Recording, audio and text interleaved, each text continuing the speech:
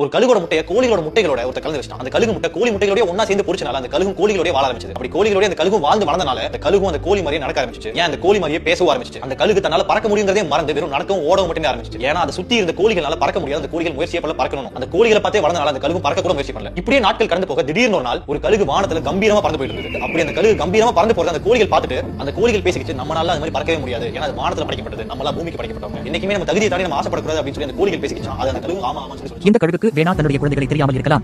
ஆனால் பிதாவுக்கு தம்முடைய பிள்ளைகள் யார் என்பதை தெரிந்து இந்த பூமிக்கு தன்னுடைய குமாரனாகிய கிறிஸ்துவை அனுப்பினார். கிறிஸ்துவும் தம்முடைய பிள்ளைகளுக்காக பூமிக்கு வந்தார். சீஷர்களை தெரிந்து கொண்டார். ஆதிலே இருந்த அப்போஸ்தலர்களுக்கு தான் யார் என்பதும் தான் எங்கிருந்து வந்தோம் என்பதையும் அறிந்தபடியால் அவர்கள் இயேசு கிறிஸ்துவை நோக்கி பார்த்து இயேசு கிறிஸ்துவின் மேலான காரியத்தையே தேடிக் கொண்டிருந்தார்கள். அவர்களும் கழுகுகளைப் போல செட்டைகளை அடித்து எழுப்பினார்கள்.